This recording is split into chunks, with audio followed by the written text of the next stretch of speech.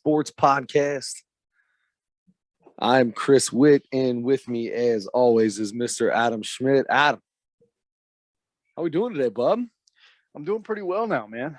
Got through. I had a speech to make in front of a big group of people, so I'm sure you can imagine how I felt about that all week. Oh yeah, finally got that out of the way earlier today, and we got some big news right before that too. Literally right, but yes, the CBA. There's been an agreement. We're gonna have 162 game season. Yes, sir. Yes, sir. Very exciting. I did not expect it.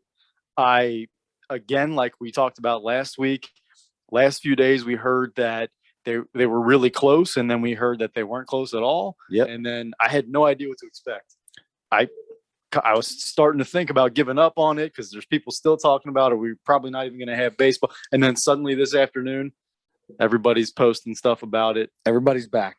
Everybody's back. Baseball's back. Everybody's posting the old play ball stuff, all the memes and GIFs and GIFs and I'm just glad we got a full season. I don't want to hear people talk about how they lost their love for baseball or whatever. We're playing the whole season.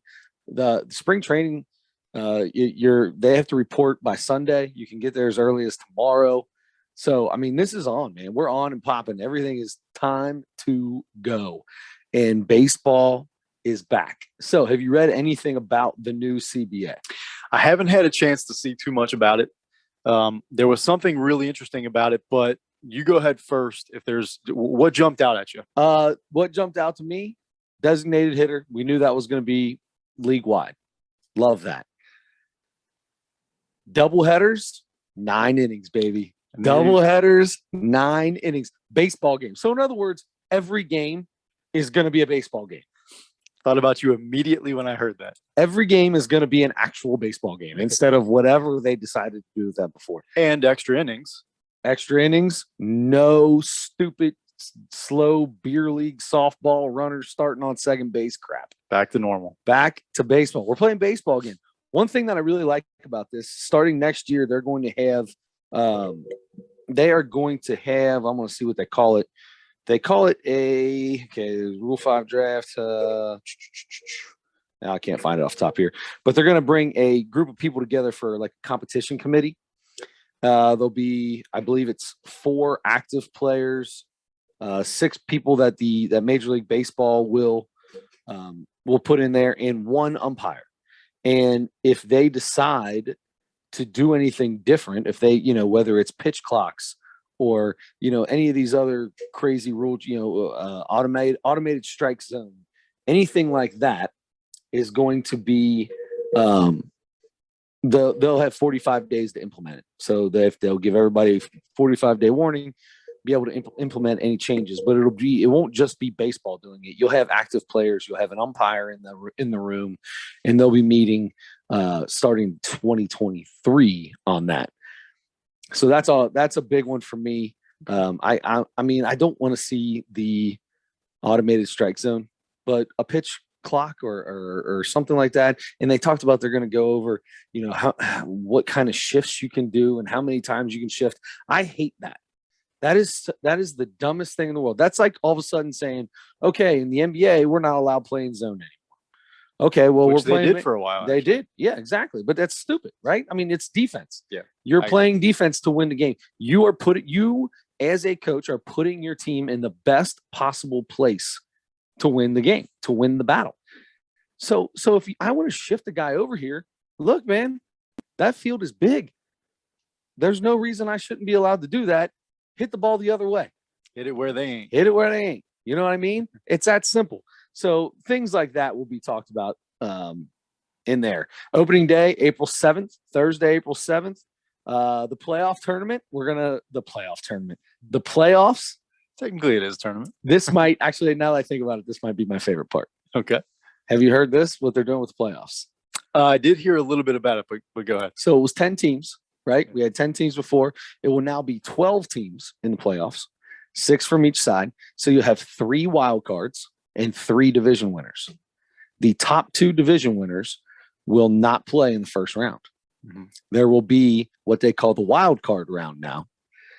And thank Jesus, our Lord and Savior, there is no longer the one game playoff. It is gone, out of here, nixed, see you later. I cannot stand that.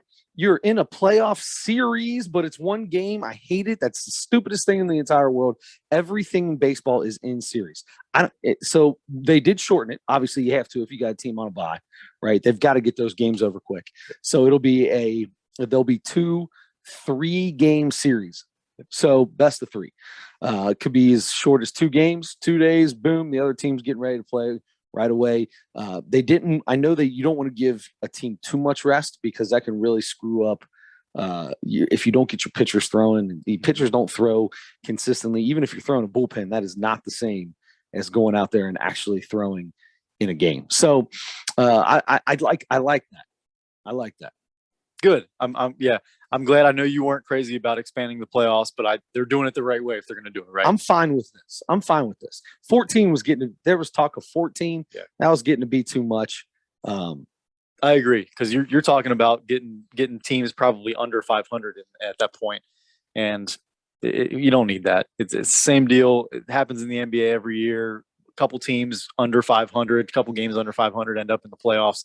They end up getting booted easily, quickly anyway, or whatever. But I was a guy that loved game 163 when it happened. Game 163. So stupid. But I'm fine with not having it anymore because they're doing all the tiebreaker stuff. It's it's about record, it's about your body of work and all that. I'm good with that. I don't mind the expanded playoffs at all. And like we said, I think they're doing it the right way. The best teams that won the divisions are getting buys. They don't have to play that first round. I think that's right. So yeah, I was excited about that. Yes, absolutely. What was the thing you were saying you were interested in? Because I've got another thing. I'd like to talk about what they've done with what they're going to do with arbitration. Arbitration is not changing that much, but what they're doing with the rookies and the kids that are in arbitration. They've been talking about putting a bunch of money into a pool for them to get these guys a little more money at the end of the year based on playing how you played. There's stuff in there I want to talk about too. So well, that's the thing. I didn't really get to see all the exact details, what they finally settled on that stuff. So my thing is kind of a big picture thing. So I feel like I want to hear about that first, and then I'll tell you my thing at the end. All right. So let's see here. So we'll start off let's see, 5-year agreement includes increased minimum salaries starting at $700,000 this year, up to $780 by the end of this 5-year. Is it a 5-year deal? 5-year deal. A new $50 million pre-arbitration bonus pool will reward the top young players in the game. So that is going to be where if you are, and they'll get into this, if you're one of the top 2 players in Rookie of the Year voting, I wonder if it says it in here, maybe it doesn't. Here we go. If you're one of the top 2 spots in Rookie of the Year voting, you will receive a full year of service time, regardless of how many days they spent in the majors. So, all these guys wait until like April 30th or April 18th, whatever that day is, to bring guys up. That way they might be the best young player in their organization, but they wait to bring them in so they get an extra year of arbitration on them, right? Now, if you're in the top 2 in Rookie of the Year voting, you get, no matter when they brought you up, you get it. So in hopes that you can see the top prospects debut earlier in the season than in the past. So the change in option rule is significant as it will limit teams the ability to continue. Oh, never mind. This is options.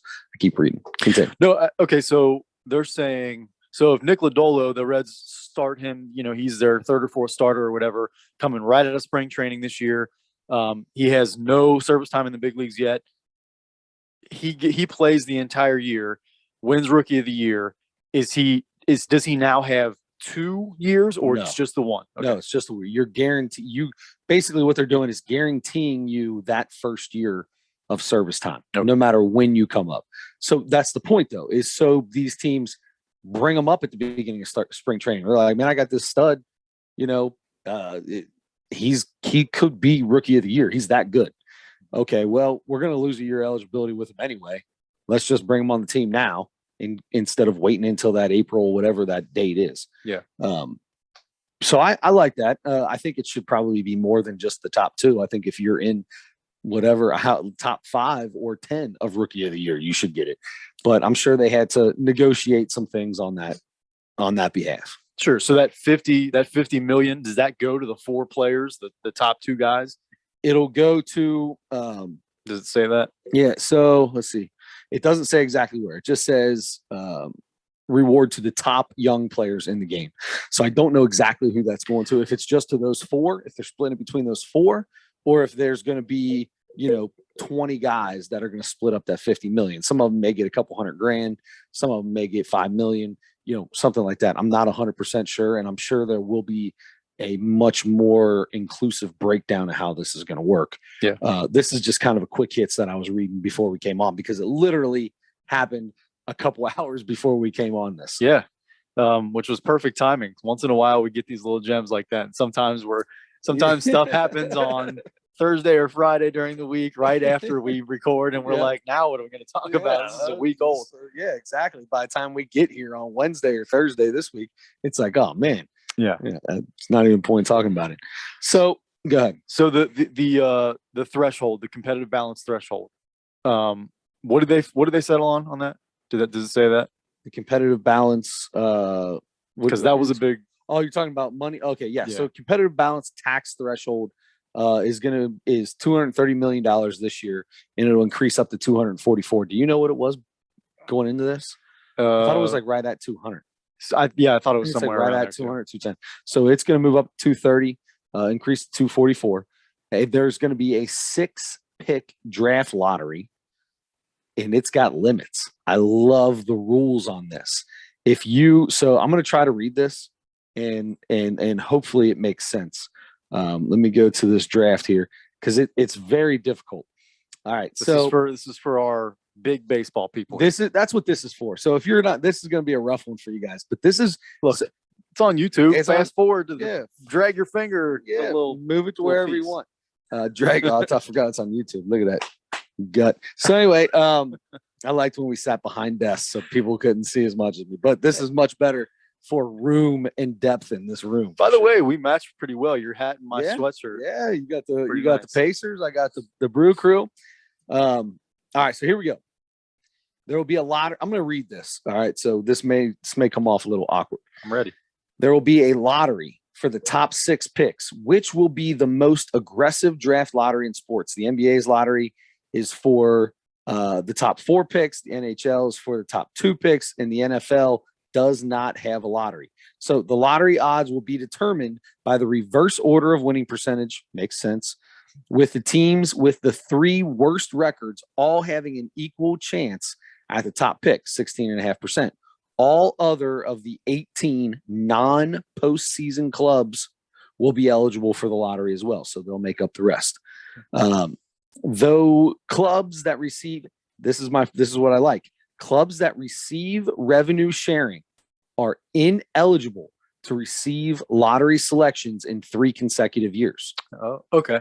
So it forces you, if you're getting money, that you're not just holding on to that money and just keep on losing and putting that money in your back pocket. It forces you to try to, you're going to miss a year, at least 1 year. All right. So then we got, if that makes sense. Do you think that's enough? I mean, do you think it should be even more strict than that? Well, there's more rules to this. So, where are we at here? In 3 star. Okay. So then also, if you are a non-payee, so part of that 3-year thing, you cannot receive, if you do not pay into the revenue sharing, then you cannot receive lottery selections in consecutive years. Okay. I mean, it's a little goofy the way that whole thing reads, but basically that's the competition side of things, right? That's okay. You're getting a bunch of money because it's called a competitive sharing, whatever they want to call it, tax. But at the same time, don't just be sticking that money in your back pocket, and get out there. That's there to be used to make you competitive. So spend it. Sure. That makes sense. Yeah. So there you go. That's I acted like there was a bunch of rules. That's pretty much the big one. Does it say anything? Because I think from what I heard, the whole international draft is being kind of pushed back a little bit. That's being tabled for now. So They have until July 25th to decide whether or not they want to implement the international draft in the future. So they have until July 25th to make that decision. So they should get together about the 23rd or 24th. Yeah. And then disagree for a while about it. And then come down at midnight and make a decision. Yeah, exactly. Let's see. If it is agreed to, then free agent draft pick compensation will be eliminated. I don't know what that means. If the two sides cannot come to an agreement, then the current international signing system and draft pick compensation system, including the qualifying order, will remain intact. So they basically are saying we can change this whole draft thing if we want to change it. Yeah. I kind of like the way they got the draft. And the international thing, I don't know how you would do that draft because it's not always like you're going to get 30 guys where everybody's going to be able to pick. I mean, what happens if you don't want one of them? You just say, I don't want to, I give up my spot in the international draft. Yeah. There's still a lot of stuff about that and the regular draft that confuses me. Yeah. All the stuff about if you lose a guy to free agency, you get draft pick compensation for that. That's all that gets pretty muddy sometimes. And it's hard for me to keep up with that stuff. Maybe it's not as complicated as I make it out to be in my head, but it is super complicated. No, it is super complicated. But I think they're trying to fix some of that. Yeah. I was hoping they would simplify it a little bit. But anyway, whatever they decide, it sounds like there's still some work to be done there. But the important thing is that they got this thing done. Yeah. They got an agreement made, and we're going to start playing baseball in a couple of weeks here. And that's exciting. Now, the thing, did you have anything else that really jumped out or that you wanted to look at? There was something part of that draft that I wanted to try to reread real quick. No, never mind. Yeah, for the top six. Never mind. Nope. Okay. I thought they were limiting. They were talking about limiting the number of rounds in the draft because Major League Baseball has like 110 rounds. That's not a joke, by the way. Yeah. It's really that many rounds. It's insane. Yeah. Like every kid in college and every good high schooler gets drafted.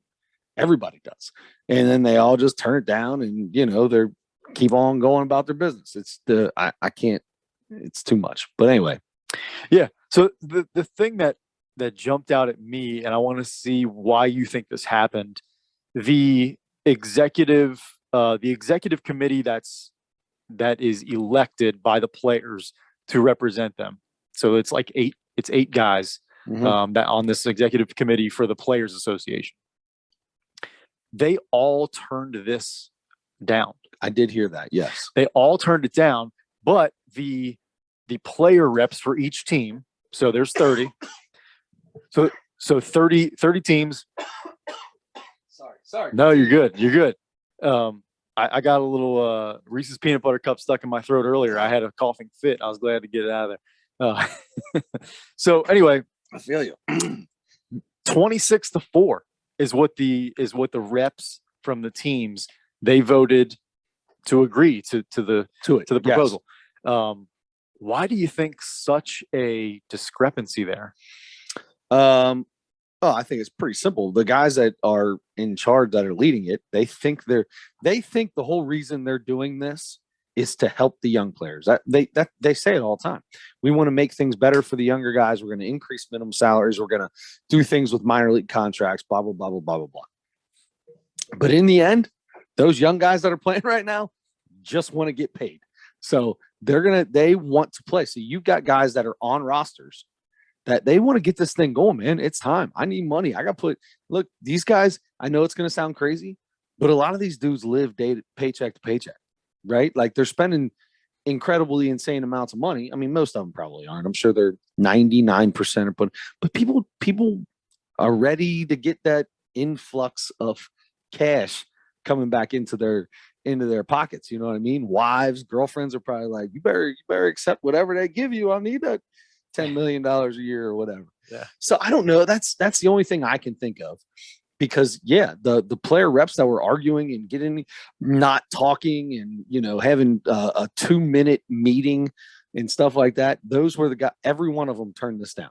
And I think a lot of them, because they're in maybe it's also too, because they've been in all these meetings and they just have such a dislike for those for the people that they were, negotiating with, that they were, like people said, they're just going to turn it down all the time. But thankfully, we got it through. Yeah, that's exactly what I thought it might be. I could be way off base, but it seems like because they're on the front line of trying to go back and forth with these guys, and there's that dislike, like you said, or whatever the word is, toward the owners, continues to grow as they continue to, tell each other they're insulting each other with the next proposal or whatever. So those guys are in that room, and I agree with you. I think that's probably it. And then the guys that are maybe at home or listening in on Zoom or whatever are like, and talking to everybody else on their club. Yeah. And hearing the young guys that those other guys, the executive guys, are fighting for. They're like, I think you're probably right. They're like, look, we love this. And look, they did make some concessions. The owners did make some concessions. They went in the direction we want them to go. Maybe they didn't agree to exactly what we want, but that's how negotiations work. You're never going to get exactly what you want. You got to figure out a time to, that's it. That's what that's as close as we're going to get. Got to do it. And they want to play. Everybody wants to play. Everybody wants to see baseball come, man. All these players are hearing it from their dads, their moms, their uncles, their friends. What are you guys doing? Are you going to play? You're ruining this. Yeah, these guys want to do it too, man. They're ready. And that's the thing for the people that are those kinds of people that are like, I'm sick of these spoiled players, getting paid millions and complaining about it and stuff. They're trying to get what is fair market value for what clubs are making. So they're trying to get what they should be getting according to how, like, percentages about how they should be paid as employees, in that market. But they want to play baseball more than anything. Absolutely. More than you want them to play, they want to play. I guarantee you. I hate the millionaire thing. Oh, put you silver spoon down, all this other stuff. I can't stand that. And the reason I don't like it is they are working just like everybody else is. They probably put more hours into their craft than anybody that we know that works, right? They are putting probably 12-hour days in during the season, and probably just 7 or 8 hour days in outside of that. They're throwing you got too tight there. They're throwing. There you go. So anyway, Adam's trying to fix his mic. There you go. Now you got it. Now tighten it. All right. So as Adam fixes his mic, what all they're doing is the same thing me and you do when we're like, you know what? Or the whole world did. All of America did over COVID. We want to get paid more. We need, these big companies are making all this money, and we're getting paid nickels and pennies. And it happened. That people are making more money now at McDonald's than I made 5 years ago. So it's insane to think about that stuff, but that's how it's working. And they're doing the exact same thing. Yes, they're getting millions of dollars, but their bosses are billionaires. Yeah. So yeah. If their teams are making billions of dollars, then they want a bigger cut of it. And they deserve it. They're the ones putting everything out there and putting the work in for it. Yeah. And revenue apparently has gone up consistently in the last few years. I guess with TV deals and everything else, because I think attendance at games has gone down, but revenue's gone up, and that's the bottom line, literally the bottom line. Players want to get what they can, but they, more than anything, they just want to play, and now they're going to get to, and that's exciting. So get your fantasy baseball drafts in, and get your whatever you do to get ready for the season. And it's right around the corner, man. We've got the Hal King League, and for our fantasy draft that I'm sure will be coming up before we know it. Seeing as, baseball is right around the corner, my man. I'm so excited. It's exciting that it's so sudden. Like I didn't really have much hope anymore. I was like, maybe they'll figure it out. I was going to be happy if we played 82 or 81 games. If we played half a season, I was going to be happy. Mm-hmm. And then all of a sudden, my phone starts going off. Hey, blah, blah, and I'm like, holy cow, this really happened? It really did happen. It has been ratified. The first thing I got on Twitter, and it was, I forget what account it was. It just said play ball. And I'm like, oh my God, I think I know what that means. So I started looking at it, and that's what everybody was saying. And of course, our friend Bobby Nightingale has been saying, when the Reds specifically are going to be starting, which is that's the other thing. How do you feel about the Reds starting the year on the road? Traditionally, for everybody else that is not familiar with that, the Cincinnati Reds have always started the season because they were the first official professional team in Major League Baseball. Have always started the year at home. They've always got a home game. They're not always they used to always be the first game of the year. Right. They're not always the first game of the year now, but they are always started home. I think there's only been one other time in history that they did not have a home game to start. And that, you know what? It just is what it is. The last 2 years have been crazy. Why not make it a third crazy year? Let's let this be the end of it. Apparently COVID's over because there's a war in Russia. So COVID's done with. We'll have this Russian war. We'll get done with all that. Baseball, this will be the last crazy year of baseball. And then boom, we can go back to being regular people again, man. Okay. All right. We'll have a larger Russia, I guess, at that point. But I assume. I don't know. It sounds like they're trying to make some concessions. Like, y'all can have a couple of my cities, but you know what I mean? Go ahead and expand into a couple of my cities. I'm not going to get into Russia stuff because I know about as little as there is to know about it. Yeah, between the two of us, we probably know as much as anybody. How about Brittany Griner? Did you hear about that? Yeah. Dude, she's facing up to 10 years in prison because she had some vapes on her in Russia. And you know that the way these dudes are, they're going to be like, yep, I'm holding this chick. I'm holding this chick for as long as I can. That's really scary for her. It really it's is. Super scary, man. Her wife's been on there, please, this is a really difficult time in our lives. Like, what do you do in that case? I mean, you don't want to go to Russia to be with her because it's really, I imagine, very dangerous there right now.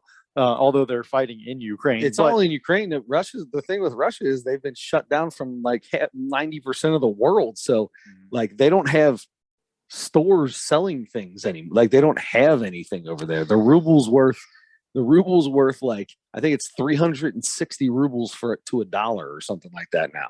Wow. Yeah. So, I mean, it's not like, that's a bad place to be. And Brittany Griner is an even worse place because she's in jail over there. So I couldn't not even imagine that. What's a Russian jail like? I mean, maybe it's the same as a jail here. I don't know, but maybe it's way worse. I don't know. Yeah, except no one speaks English. That's the worst part. Maybe. Yep. Although if she's in a women's prison over there, Brittany Griner, she's gonna be fine. Gonna handle herself. She's gonna be fine. Brittany gonna be fine. She's gonna handle herself. She's what is she? 6'6" or something like that? Yeah. 6'7", maybe more. Yeah. Maybe even more than that. And yeah. And she's a world-class athlete. She's gonna scare people when they see her. They're gonna be like, I ain't messing with that.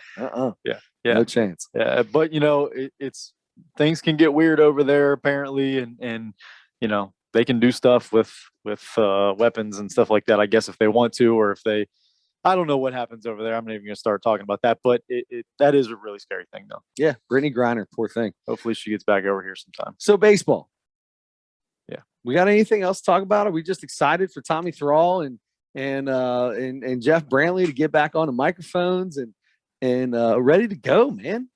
I'm very excited about it. So real quick, Sonny Gray is one of the top 5 people right now being thrown out there in trade rumors already. Mm-hmm. So it sounds like that he's been talked about quite a bit. That's the other thing is what's even more exciting is now free agency starts. Yeah, literally right now. They have like 1 week to get guys signed and to their clubs. Basically, it's going to be weird. Listen to this list of free agents that are still out there right now. Where's that here? I know there's some Carlos Correa, Chris Bryant, Trevor Story, who is unbelievable, Freddie Freeman, MVP and world champion, Clayton Kershaw, Nick Castellanos, Kyle Schwarber, Carlos Rodon. Rodon, is that how you say his name? Michael Conforto, Anthony Rizzo, Nelson Cruz. There's big time free agents left to be signed out there. Yep. And now all National League teams are going to have to sign another hitter because there's a DH now. Yep. So exactly those guys should be gobbled up pretty quickly, I would think. Oh, there's so many. There are still nearly 200 free agents out there.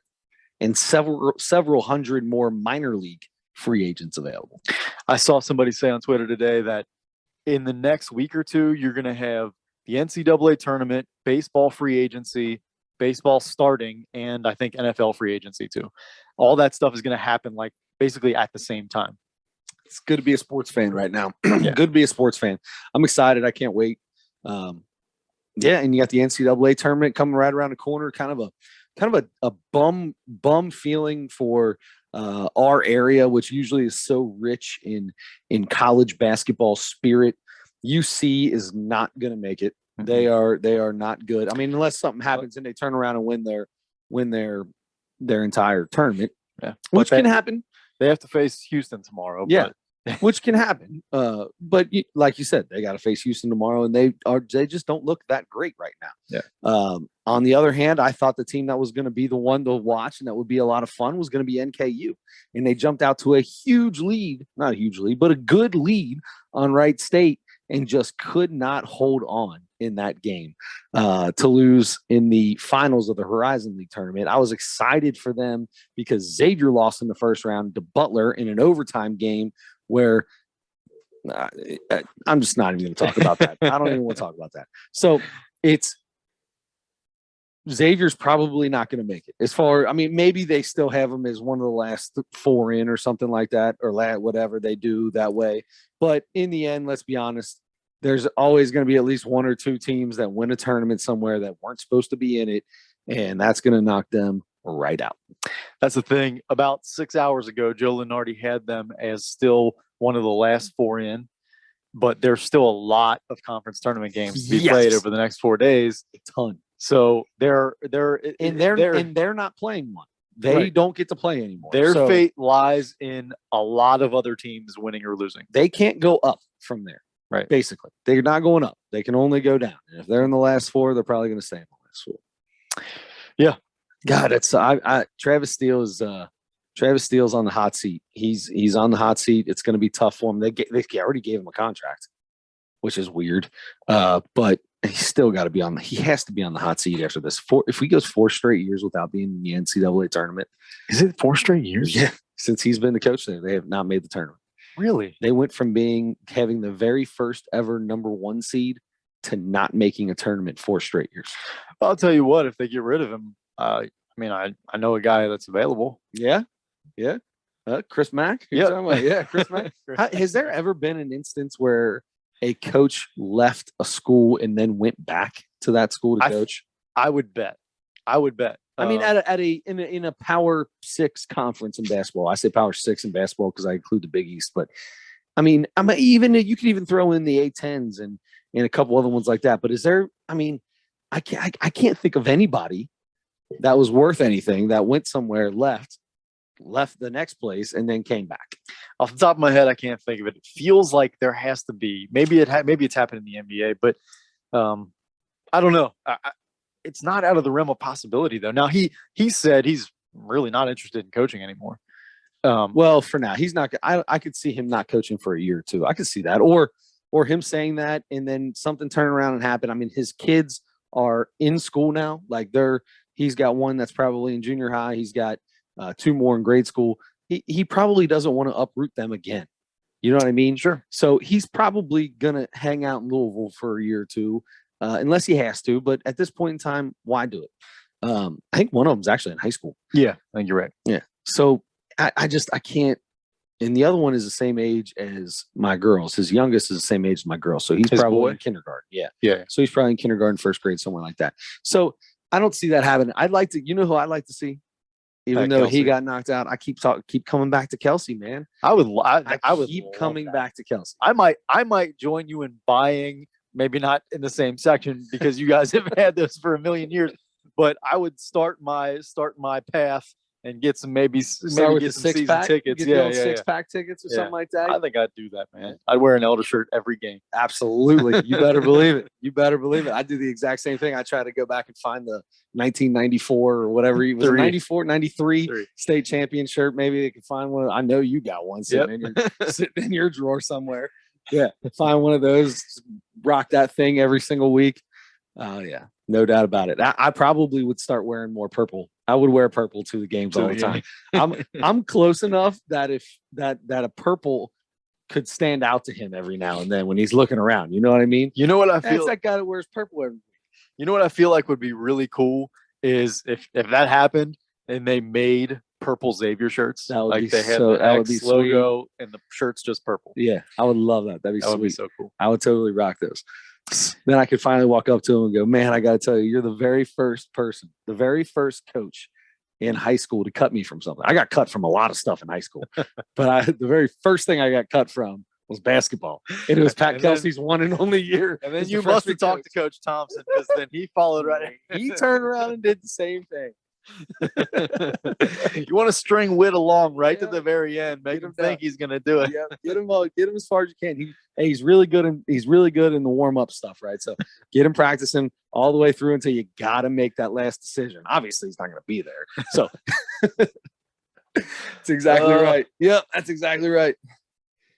That would be cool. I don't know what's going to happen with Xavier. They do still have a chance to make it into the tournament. The way they've played down the stretch, you don't feel very good about whatever matchup, almost any matchup they're going to get. Somebody came up with a scenario that they could play Dayton in Dayton the first in that play-in game or whatever. Yeah, that'd be pretty interesting. But anyway, there's a lot of stuff that has to happen over the next few days. So we could really get into a lot of March Madness stuff, but there's so much that's going to happen between now and the next time we're together. Right. We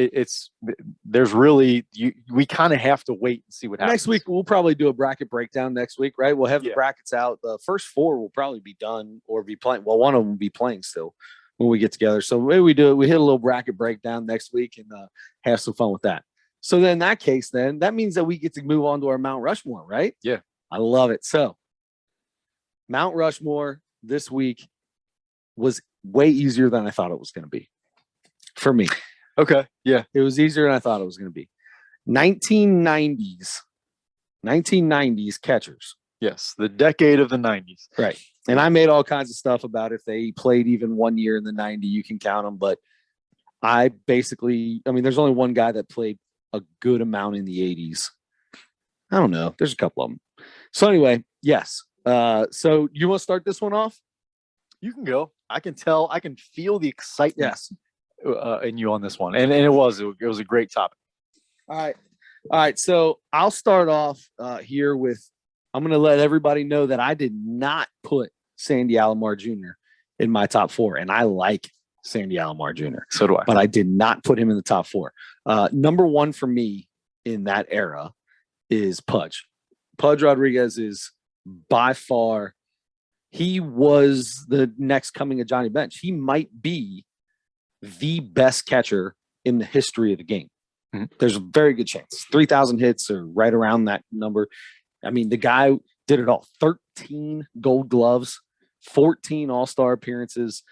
I mean, what he did at the catching position was equal to what Johnny Bench did at the catching position in the 70s. Yeah. To me. So Pudge is easily number one on that list. Number two is obviously Mike Piazza. Dude, I mean, he holds the record for home runs for a catcher. I think it's 396 or whatever he's got now. Whatever he has. But Mike Piazza was great, man. Mike Piazza at first base. You know, you talk about a guy, he was picked in I can't even remember what round was he picked in. I got it written here. Hold on. The 156th or something like that. The 62nd round of the Major League Baseball draft. And the only reason he was drafted is because his godfather or son, was Tommy Lasorda. So Tommy Lasorda's like, yeah, whatever. It's our last pick. Hey, let's take my buddy's boy, Lasorda, Piazza, all these Italians. We'll get them all over here. And he just did it to kind of be nice. The drummer, the drummer, Mike Piazza, and turns out to be the greatest thing that maybe he ever did. Number three. Okay, 3 and 4. I bet the first two we obviously both are going to have. 3, and maybe not obviously, but 3 and 4, this could be fun. So number 3, and this is in no particular order. Third one I wrote down, Jason Kendall. Okay. For the Pittsburgh Pirates. I hated Pittsburgh, but I loved Jason Kendall. No batting gloves, never wore batting gloves, just grit, grind. Like you think a catcher, I think that is a catcher. Gritty, grimy, just like do anything he needed to do. Do was scrappy. I feel like he always hit like 310. Like he was really good. He was just a good ball player, not just a catcher he could hit to. Last but not least, maybe my favorite player, my favorite catcher out of Pudge is my favorite. Former Red, former Marlin, former Padre, former I'm pretty sure he played for like 176 teams. My favorite, I'm not going to tell you who it is because you probably already know who it is anyway. Know who it is. All right, so I'll just say it. Benito Santiago. Sit down, he kicked that one leg out there when he's catching, just nonchalant. My favorite Benito Santiago story. His rookie year. He's catching, I think it's for Padres. And now who would he been? He would have been in the American League. I don't know who it was. Yeah, he started his career with the Padres. Did he start with the Padres? Yeah. I thought the story was Cal Ripken Jr. Maybe it was in spring training. But it was like his rookie year or something like that. Maybe this was a spring training story because Cal Ripken Jr. would have been in the American League. So it had to be spring training. But Cal Ripken Jr. gets what he thinks is a good jump and is trying to steal second and gets thrown out. And he gets back in the dugout and he goes, geez, Pete, what did he pitch out on me? And they're like, no, it was a curveball in the dirt. He threw you out from his knees. And he's like, what? He's like, yeah, curveball in the dirt and he threw you out from his knees. You were out by a mile. That's Benito Santiago, baby. I love that dude. Also, by the way, I believe he was on wasn't he in our ugliest baseball player competition that we did one time? Yeah. Might have been. Yeah. Good old Benito. That was a long time ago. Yeah. All right. Those are good four. That's a good four. I'm going to surprise you here. Okay. I'm not going to surprise you with one because Pudge is too easy. That's if he's not on your, you're not qualified. He's on the Mount Rushmore of catchers in general. All catchers. Yeah. So that one's easy. I'm just going to make it easy also. Benito Santiago he was easily number 2 for me. Nice. More than anything, his style. Honestly, there are other guys with better numbers throughout the decade. His style and the way that he was the first catcher I remember ever seeing throw somebody out from his knees, even throw down to second from his knees. Or first. He threw to first constantly. Yeah. He'd have that quick pick while he's down on a knee and he'd just throw that thing over to first base. Boy, you better be on your toes. Yep. And it was fun to watch him do that, kick the leg out, kind of crouch down on one foot almost. And it was just fun. He just had a different style and he was just really fun to watch. Fun to watch throw runners out. Like you said, that's a great story. I actually left just for fun, left Mike Piazza off this. Okay. So I'm gonna throw a couple names out there and then because it's going to be something different from what I did next. That's right. Okay, so let me throw a couple names because you got Darren Dalton, who a lot of people loved as another gritty, grimy Philly guy, passed away in 2017. Darren Dalton, or I'm trying to think who else. You know who I always kind of like too. Speaking of the Marlins, was Johnson, Charles Johnson. Charles Johnson. His name? Yeah. Charles Johnson is on my Mount Rushmore. He is. Wow. Okay. Charles Johnson's on there. 4 Gold Gloves. His first year was the very first draft pick ever by the Florida Marlins was Charles Johnson. Did not know that. That's awesome. And he was a really good defensive catcher. Really good defensive catcher. Not a terrible hitter either. And it was just kind of fun. He was a good catcher. And that Marlins, when they were first an expansion team, there was the teal and they had the big swordfish logo. Yes. It was just kind of cool. It was just kind of cool to see the Marlins and to kind of everybody kind of liked the Marlins at first just because it looked cool. It looked cooler than the Rockies. The Rockies were just kind of this weird purple with a pinstripe. And it just didn't look like it fit right. Yeah. But that all teal hat, I had the Marlins all teal hat. I used to get in trouble in school all the time because I'd wear it when I wasn't supposed to. I wear it during school. And I got taken all the time. You wore hats? I know. You believe that? Well, The other guy I went ahead and put on here, and his rookie year wasn't until 94. Okay. But the Atlanta Braves were the best team in the 90s, the team of the decade in the 90s. Wow. Okay. They played in 5 World Series that decade, won 1. 1995, and that was the first year that Javi Lopez was the full-time catcher for the Atlanta Braves. Javi Lopez was a power hitting catcher. He was just one of the better hitting catchers in the league. And I don't know that he even let's see. I'm not sure he even won any gold gloves or anything like that, but he put up really good numbers. He per 162 games in the decade, 28 homers, 93 RBIs, and hit 287 per 162 games. That's so really good. Projected out, for a full season. I loved those Braves teams, and I really liked Javi Lopez.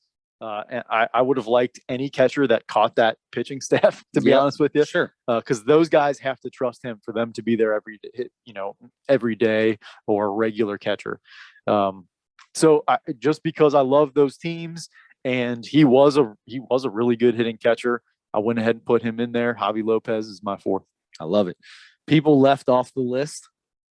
11 years with the Mariners, Dan Wilson. Dan Wilson was really good back then. Terry Steinbach. Steinbach, however you pronounce that correctly, played 4 division crowns for the Oakland A's, and the Chicago Cubs and Yankee catcher. Did Joe Girardi catch for the Yankees? No, Cubs and he caught for the Yankees. Did he? And then he caught for the Reds for a year too, didn't he? Yeah, I think so. Yeah. One of those guys that you forget. The early years of the Yankee dynasty. In the late 90s, Joe Girardi, and then let's see, Todd Hundley for the Mets. Let's see here. We said Sandy Alomar Jr. Jorge Posada. Wow, that's not even on this list. Yeah, no, Posada was like 2000s, man. But he was there. He wasn't he the catcher on their first World Series championship? No, that was Girardi. Girardi was. Yeah. Posada was after Girardi. Girardi caught for the Yankees in that 90s time frame. You sure? I'm pretty positive. I'm about 90% positive. That 90, 96, 97, 98, 2000, I think. So 96, 98, 99, 2000, something like that, when they won 4 out of 5 years or whatever. So I'm going to tell you right now, I think Jorge Posada would have missed the 90s. Man, I could have sworn he was. So I'm going to tell you this right now. Hold on just a second here. I could have sworn he was with that Jeter Pettit. Oh, no. 95. Yeah, you're right. Well, games played, 1-8. He didn't start playing. He wasn't. 97, he caught 60 games, and then 112 and 90. No, sorry, 98 was 111 games. 99 was 112. So he was the catcher for that Yankee dynasty in 98, 99, 2000, 2001, 2002, 2003. He threw those early years. So Girardi was for that first Yankees, for at least the first one, maybe the first 2, Girardi was the catcher. Yeah, I got you. Either way. But he could qualify. He was because technically he would have, but I still wouldn't put Posada on there. I'm a big Posada. Chris Hoyles, remember, for the Baltimore Orioles, and then a couple of these, Darren Fletcher. I think Dan Wilson might have qualified in there. He wasn't bad. Eddie Taubensee. I said Dan Wilson. Did you say Dan Wilson? Yeah, you said you did say Dan Wilson. Maybe I'm thinking of Eddie Taubensee. Eddie Taubensee. Yep. Eddie Taubensee. Joe Oliver would be should be able to be in on those conversations. Bo Diaz, good 90s catcher. Did he make he I'm not even sure he was on that 90 team. I feel like he was out of baseball by then. Yeah, I think. I thought he was the backup catcher for the 90s team. Jeff Reed was the backup. Oh, Jeff Reed. That's right. I forgot about that. Yeah, maybe not. I don't know. Either way, Joe Diaz, RIP anyway. RIP. Yep. Don't put a satellite up by yourself. Have somebody qualified do it. Yeah. That's good call. Advice for the day. All right. So that takes us to Aziz Ansari. Mhm. First thing I'm going to let you go first on this.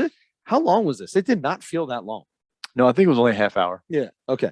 It was kind of cool though, because I didn't realize that this is one of those things where you go to the Comedy Cellar and just like a random really good comedian shows up.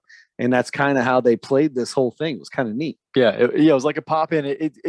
I don't know if they sort of like set it up that way to make it look that way, or if that was legit. Cause usually these guys are so serious about doing everything right for their specials. Well, I think that he probably had it set up with the Comedy Cellar. Like they knew that he was going to be there. Mm-hmm. I don't think he just showed up there. I think Comedy Cellar knew because they had all the cameras ready to go and everything. So but I just don't think they said anything to the public. Yeah, maybe not. Yep. Anyway, either way, it was really cool. I love when guys do it in the oldest places, the famous places where they came up in and all that. Yeah, the big theaters that they get excited in. Yeah, guys from Chicago go to Chicago. The New York guys do it there. Anyway, Aziz, nightclub comedian is what it's titled, and it was only about a half hour or whatever. So I've never been really, really high on Aziz Ansari as a stand-up comedian. He's not an unfunny guy or anything like that. I don't really dislike him or hate him or anything like that.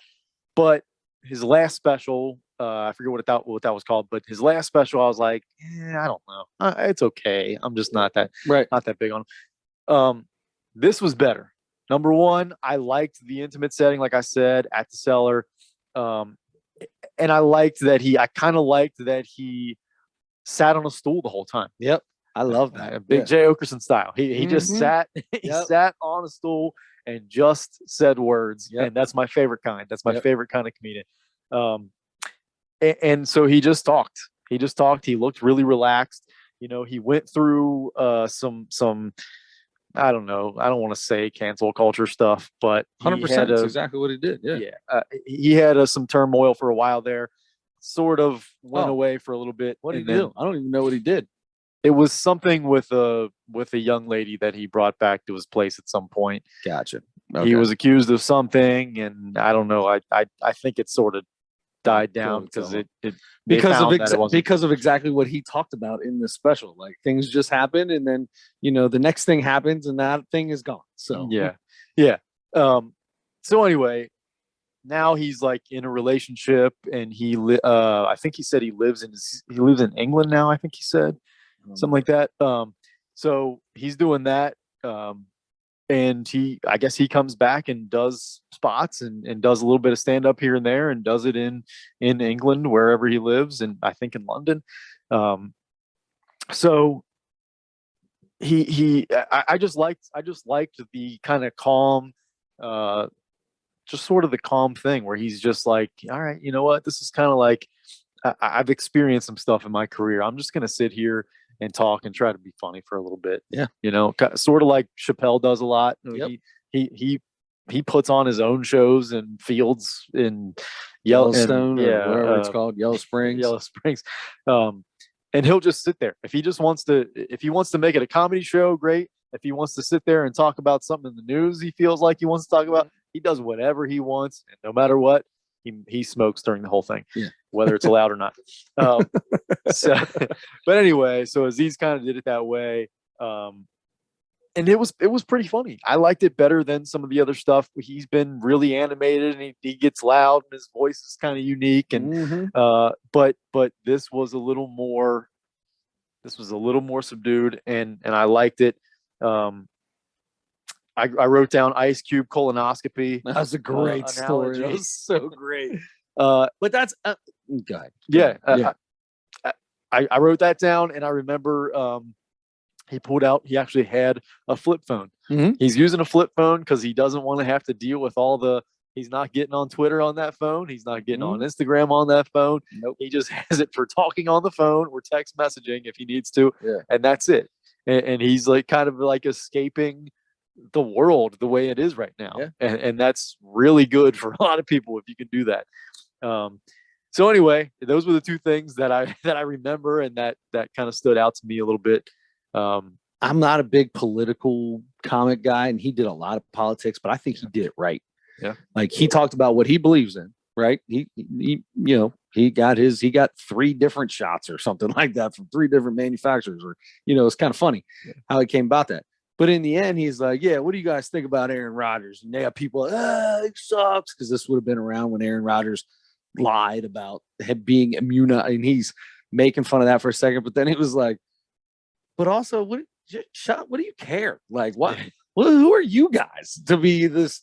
And I love that, how he puts it right back on him. Like, shut up. Basically, I was kind of into that, like the whole gray area thing, right? Like, why has everybody got to either love or hate everything? Just be yourself and do you, man. Forget about everybody else for a minute, which goes back to the flip phone. Like, I don't need to be in on whatever topic. I don't even know who he was talking about through Asian tea at an Asian or so. I don't even know what he was talking about with that, who that person was.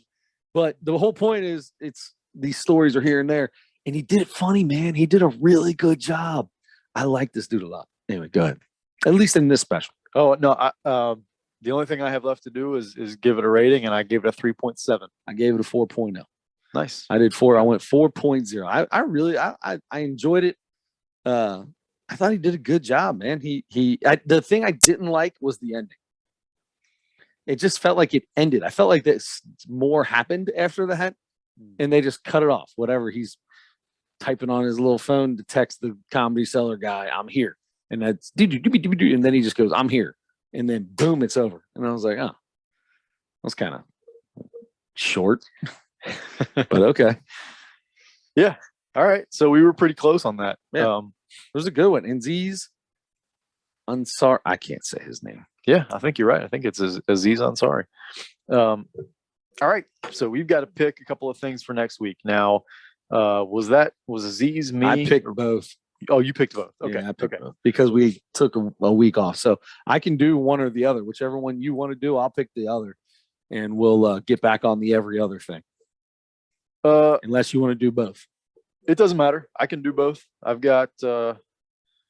have got this list of comedy specials that we can do.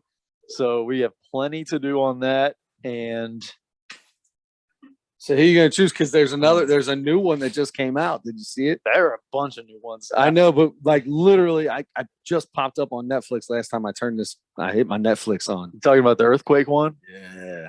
Earthquake, and also Miss Pat has a new one. Oh, I didn't. She does. Y'all want to hear something crazy? Yeah, trust me, it will be. Yep. You know what I'm going with though? Let's hear it. And this is going to be funny to be a white guy that we just talked about 2 black people having new specials. I'm going to skip right over those and go to another white guy, and it is Ryan Long. And as a matter of fact, Ryan Long's special is called White Immigrant. It's on YouTube.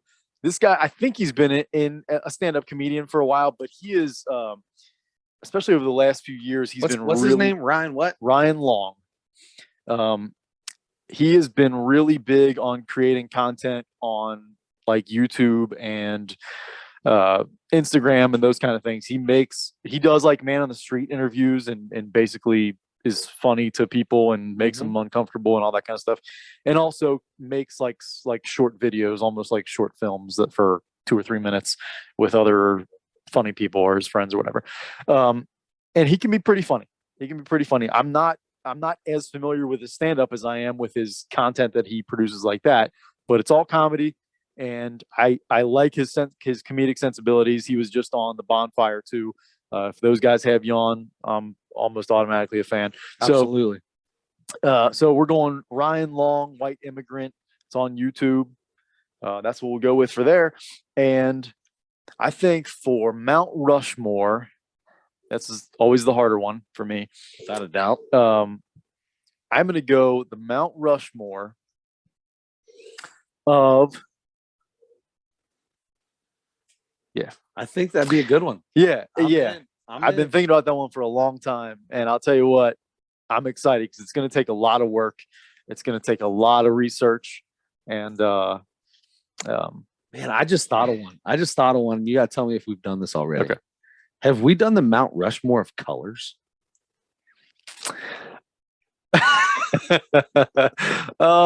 It feels like we had to, but I don't think so.